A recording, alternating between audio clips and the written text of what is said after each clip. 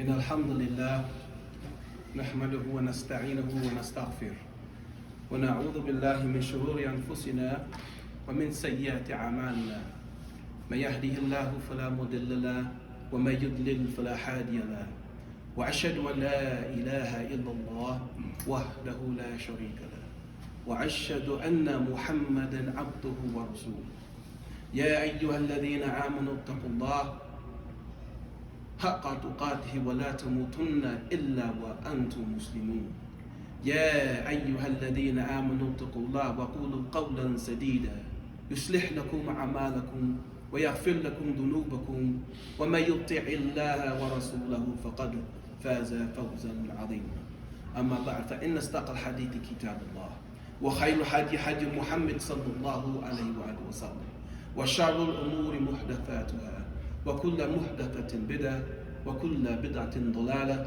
وكل ضلالة في النار. My dearly respected brothers, please forgive me for being somewhat a little bit late. But as we go throughout life, we are always faced with things that are out of our control. One of those things, in reference to that on the way here, that I was reminded of because this bleeds into the topic today.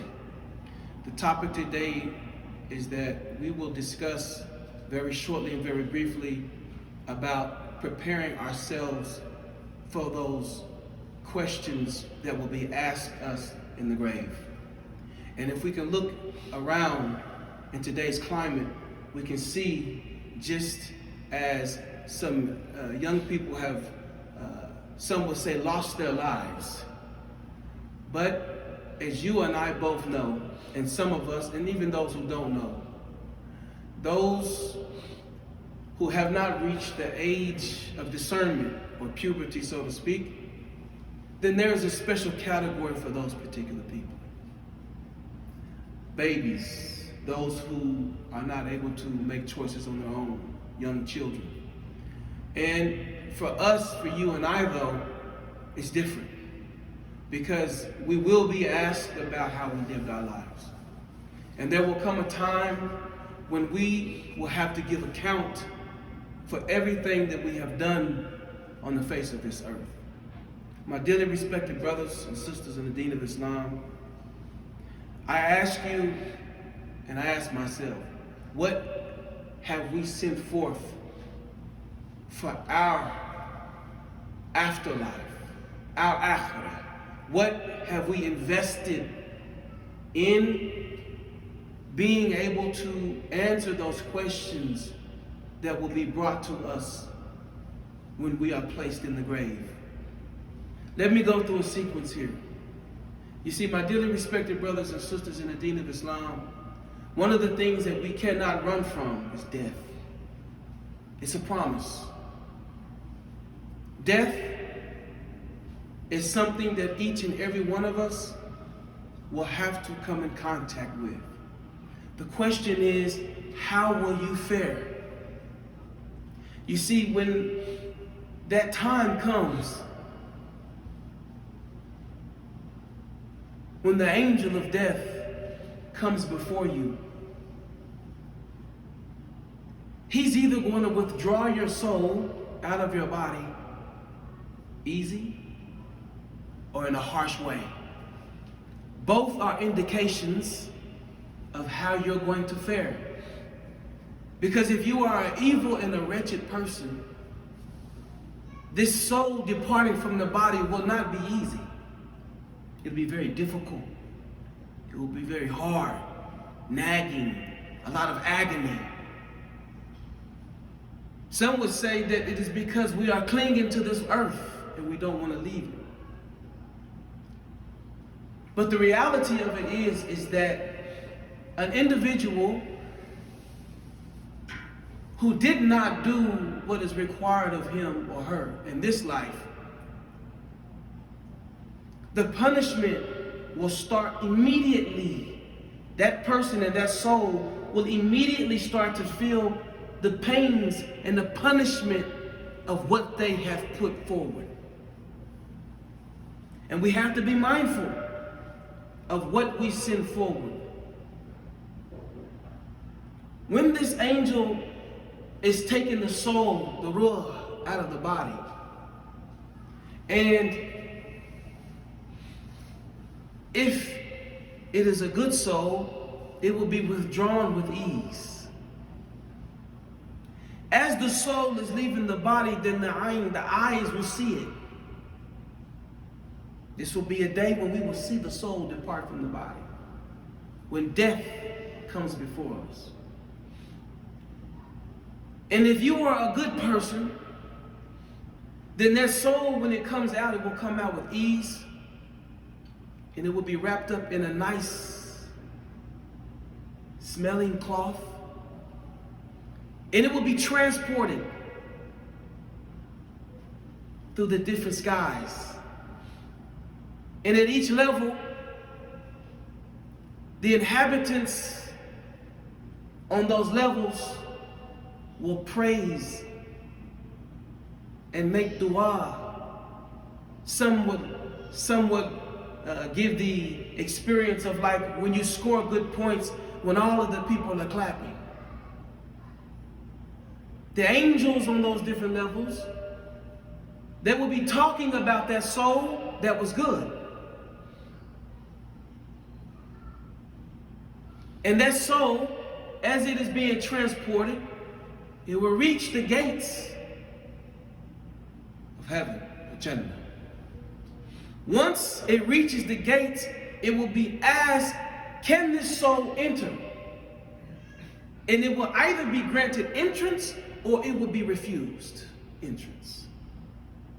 The smell that will be coming from this cloth or this bag in which the soul is put into, it will be a sweet smelling smell that will be pleasing, a pleasing smell, not a wretched smell.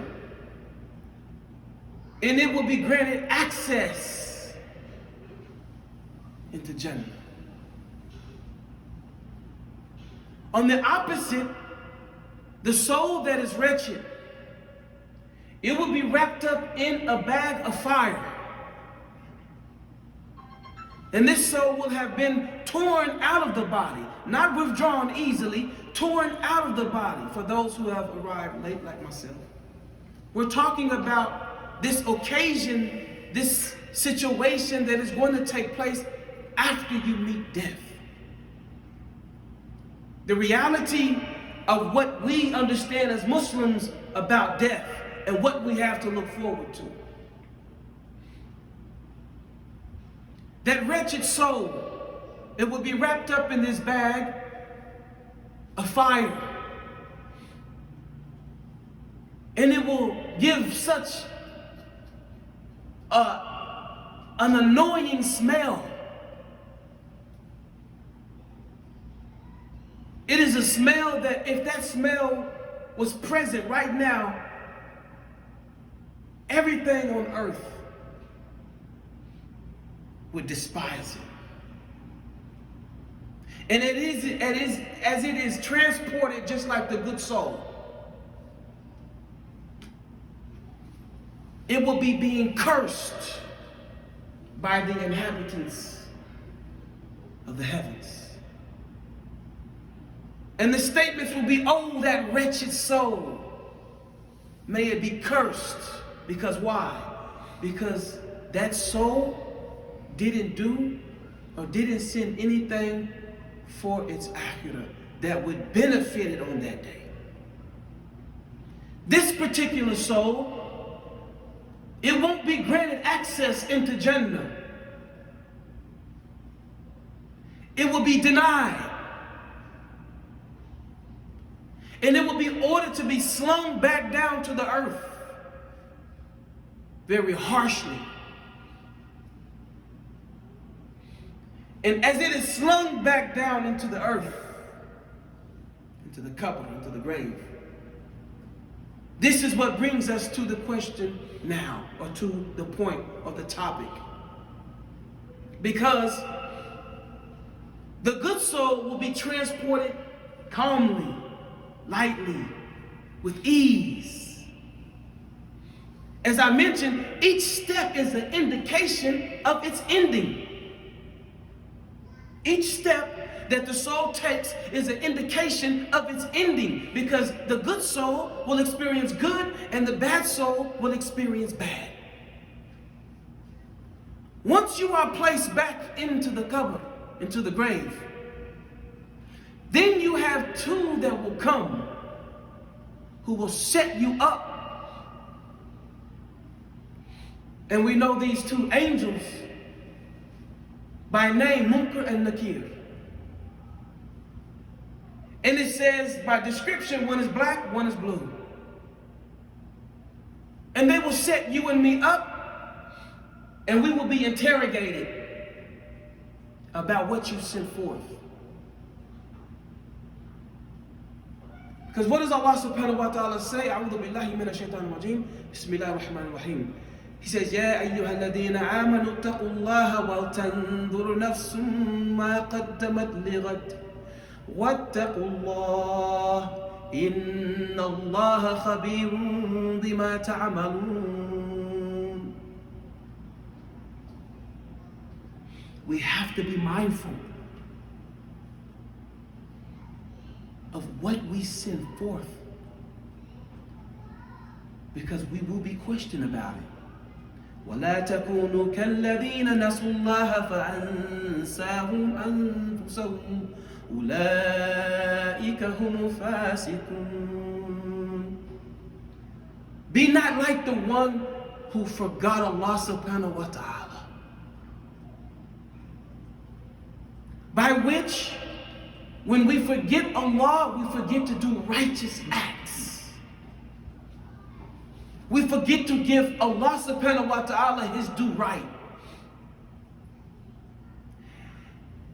And the one, or the soul, who forgot about Allah subhanahu wa ta'ala, who didn't give Allah subhanahu wa ta'ala his right, who didn't follow the sunnah of Rasulullah sallallahu alaihi wasallam, when the answers are asked to this soul, Man Rabbuk, Ma Dinuk, Ma Huwa Rasul, when these three questions are asked, we will not even be able to answer. Will not even be able to answer. Why? Because how did you fulfill the requirements of those three questions? And remember, my brothers and sisters in the deen of Islam, it's not enough to say we're Muslim, we have to be Muslim. It is not enough to say Rabbi Allah, that my Rabb is Allah. بِأَيِّ شَيْءٍ تَعْرِفُ رَبَّكَ. By which things do you know your Rabb? Because these are the things that will be attached to those questions. Those three questions are encompassing questions.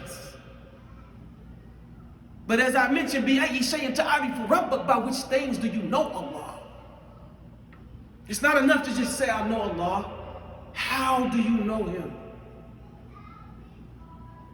Did you live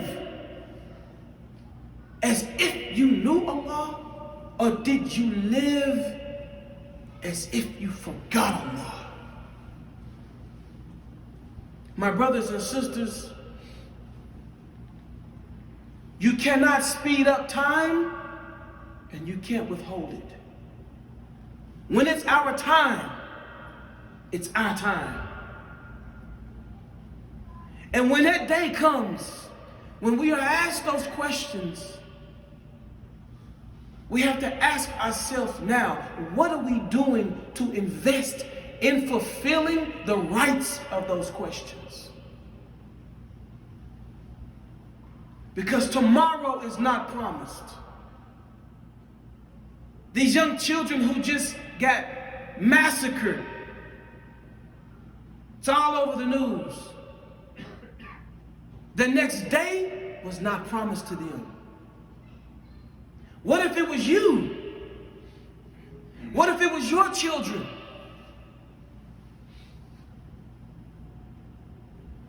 Then what? Do we wait until it's us or our children? No, we shouldn't. That's the reason why we have to install in our children, in our communities, in the minds and in the hearts of the people, that which will benefit them today, not a bunch of gibberish that they can't even use right now. We have to understand and start nurturing our children and the ones who we teach on that which will benefit them right now. And what better to nurture them on knowing how to fulfill the requirements of those 3 questions in the grave. That's one of the things that we teach in our school, in our daycare. Immediately the children, they have to memorize this, and the next step is to implement this. But implementing it is not just something that you do for a few minutes, a few days. No, it's a lifestyle. It's a deen. It's our way of life. We have to implement La ilaha illallah Muhammadur Rasulullah. It's not enough just to say it. We have to live it. We have to breathe it. We have to want it also. It's not enough to say, I'm a Muslim. We have to be Muslim. From the time we wake up until the time we go to sleep. Because every single breath that you take is gone. Every single breath that we take is gone. It's important that we start nurturing our people, our communities, our young ones on that which will benefit them right now. Are you going to take a 3-year-old and teach him how to perform Hajj? Come on. Our priorities have to be in order. We have to cut to the chase. And we have to give them what they need. And we also have to get to what we need. The next question after Man Rabbuk is Ma Deen. What is your deen? Ma huwa al-Islam. What is Islam? It is huwa tawhidullah wa ta'atullah wa tarku mukhalafati amrillah. And what is it established on? Wa asasul Islam. Shahadatu an la ilaha illallah wa anna Muhammadur Rasulullah. And was salatu ruknun min arkan al-Islam. And salat is a pillar from the pillars of Islam that is your lifeline between you and Allah. Our prayer. Remember, how deficient are we, my brothers and sisters, in the deen of Islam when it comes to just that alone? Because when we go into the grave and we're asked, my deen, a part of your deen is to prostrate before Allah, minimum 5 times a day. And if we're at work and we think that we can just let the clock go and we can make all of our salats up at the end of the day, because maybe we didn't get the picture or get the point in the classes that were being taught in the masjids, the benefit of the halaqas of learning. My brothers, don't shirk these circles of learning. Don't run away from these circles.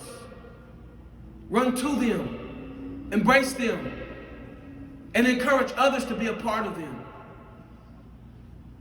Because if we do not implement Islam according to the way Rasulullah sallallahu alaihi wasallam taught us, then what is your deen? What is it? Because you will not be able to answer that question if you really truly didn't live it.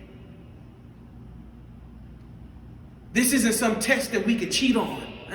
You know, get the cheat sheet from my brothers or sisters in college or school. Let me borrow your cheat sheet so I can make a good grade. It doesn't work that way, my brothers and sisters. You cannot cheat on life.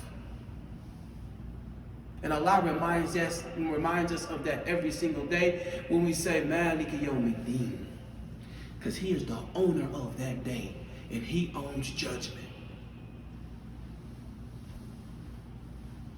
And lastly, the last question that we will be asked in the grave is Ma huwa Rasul? Who brought you your deen? Who brought you your deen? Some may say, well, I learned my deen from Sheikh so-and-so. You may have learned it, but who did we all take it from? We all took it from Rasulullah sallallahu alaihi wasallam and the contributions that they made, the Sahaba radiallahu anhum, that they made, so that you and I can benefit from what? From the contributions that they made. My brothers and sisters in the deen of Islam, Rasulullah sallallahu alaihi wasallam, He is the messenger to mankind. He is the messenger to mankind. Ar-Rasuluhu wa Nabiyyu Muhammad ibn Abdullah. Arsalahu Allahu lin-nasi yu'allimuhum al-Islam wa yad'uhum ila ibadati Allahi wahda. He is the one who brought us Islam, and He is the one who called to what? To worshiping of Allah subhanahu wa ta'ala wahda, alone. That's it. Very simple. حتى يصدق بالرسول حتى يصدق بالرسول محمد صلى الله عليه وسلم ما يحبه ويطيعه.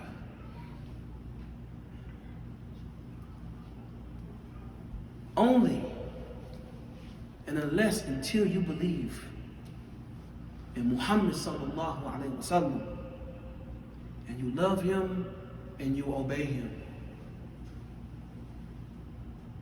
will your answer be valid. أقول قولي هذا أستغفر الله لي ولكم ولسائر المسلمين فاستغفروه إنه هو الغفور الرحيم.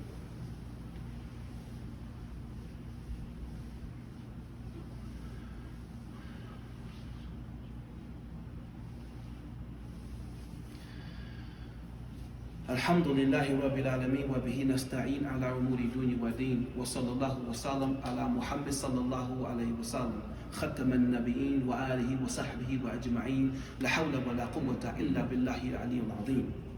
My dearly respected brothers, this message today was just straight to the point and short. Be mindful of Allah and be mindful of what you send forward. Take very good care of how or wondering how you will fare when you are questioned in the grave. Because this questioning is for everyone. How will you be questioned? How will you fare? And what will be your situation? Will you be the good soul or will you be the wretched soul? Will you be the good believer or will you be the disbelieving person? My dearly respected brothers in the deen of Islam, tomorrow is not promised. The next blink of your eye is not even promised. And we have to remain conscious of the fact that Allah is ever mindful and watchful over what we do. Because the minute when we forget, that's when we start making mistakes. And if you forget Allah, He will cause you to forget yourself. So let us be mindful of what we send forth. Let us not waste our time. And let us start to prepare ourselves for those questions that will be upon us when we are set up in our graves. And let us do righteous deeds and righteous acts so that we can have good on our scale and do it only for the sake of Allah, so that the doing good and the sincerity meets, so that it will be valid. Because you can do good, but if it's not sincerely for Allah subhanahu wa ta'ala, if it's not for anything but worldly gain, then remember, it will not benefit you in the least. In the least. إن الله وملائكته يصلون على النبي يا أيها الذين آمنوا صلوا عليه وسلموا تسليما اللهم صل على محمد وعلى آل محمد كما صليت على آل إبراهيم إنك حميد مجيد اللهم بارك على محمد وعلى آل محمد كما باركت على آل إبراهيم إنك حميد مجيد ربنا ظلمنا أنفسنا وإن لم تغفر لنا وترحمنا لنكونن من الخاسرين ربنا لا تجعلنا فتنة للذين كفروا واغفر لنا ربنا إنك أنت العزيز الحكيم. May Allah subhanahu wa ta'ala guide each and every one of us. May Allah protect our children. May Allah protect us. May Allah forgive us. And may Allah subhanahu wa ta'ala give us the ability to answer those questions in the grave with sincerity. أقيم الصلاة.